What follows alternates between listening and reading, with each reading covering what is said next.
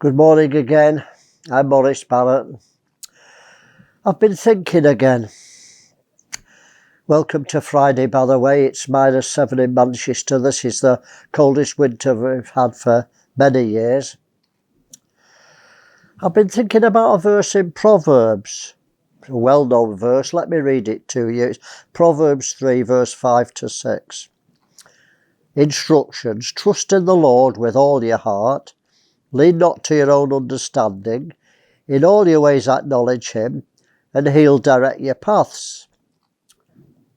Well-known Proverbs, but the part that struck me was as I read it, was lean not to your own understanding.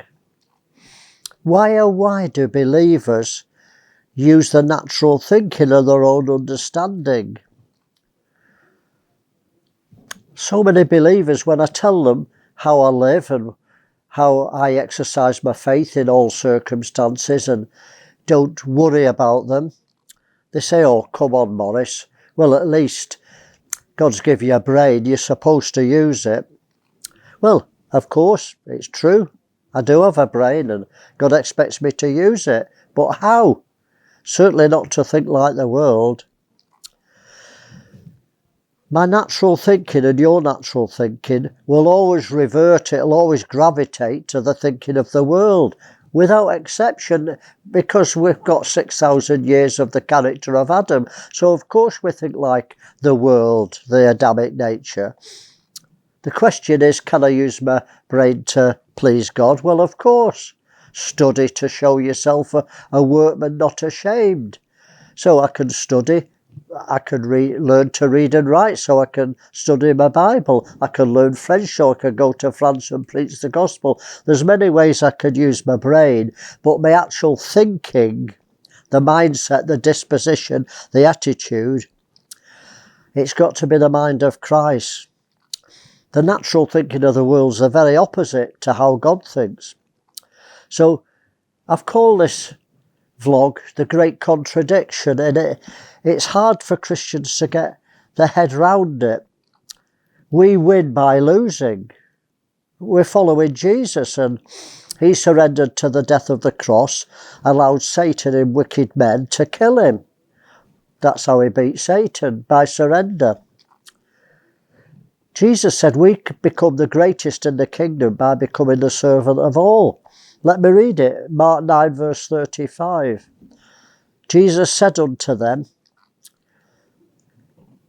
call the 12 to him, if any man desire to be the first, most important, the leader, shall be last of all and servant of all.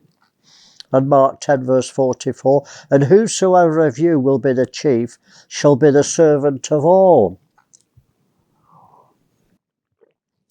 You know, we as believers should have the mind of Christ. That's the whole job, my whole mission as a teacher, to disciple people and change them from being a follower who's a person who's saved but still thinks like the world, to being a disciple. That's a person having the mind of Christ. And if you think like Christ, you'll act like Christ. So many Christians think like the world and act like the world. It's a natural consequence. Well, let me read you 1 Corinthians 2:16.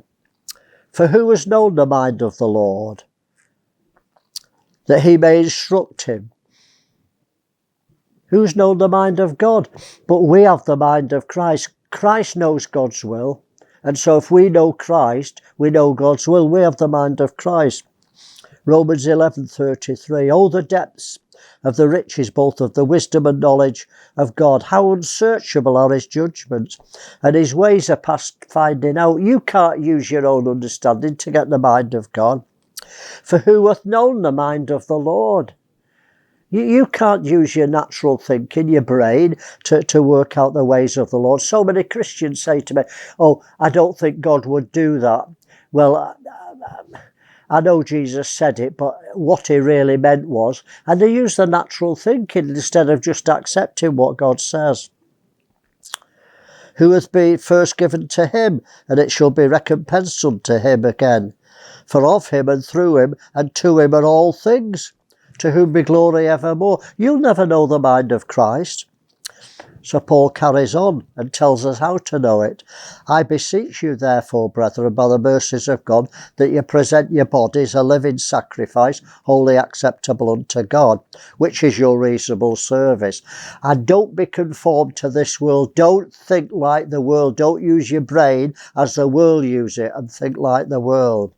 But be transformed, be changed, be converted. How?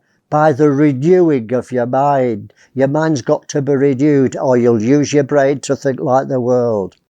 That you may prove what is that good and acceptable and perfect will of God. You'll know the perfect will of God if you have the mind of Christ, but you'll need to renew it. You can't think how you used to think. Well, most Christians that I've met don't know the perfect will of God. They're always looking for it, waiting for a prophet or somebody, Gabriel, to come, or some local prophet to come and reveal God's will to them. They don't have a personal relationship with God. I know they don't, because they get everything second hand from the pastor or from a prophet. They've not had their mind renewed, and they try to work out the circumstances with the natural thinking, and it doesn't work. Well, I don't want to hear God second hand from a prophet. We're supposed to be temples of the Holy Ghost. It said the Holy Ghost is the Spirit of truth. He'll lead you into all truth. A prophecy should confirm what God has already told you.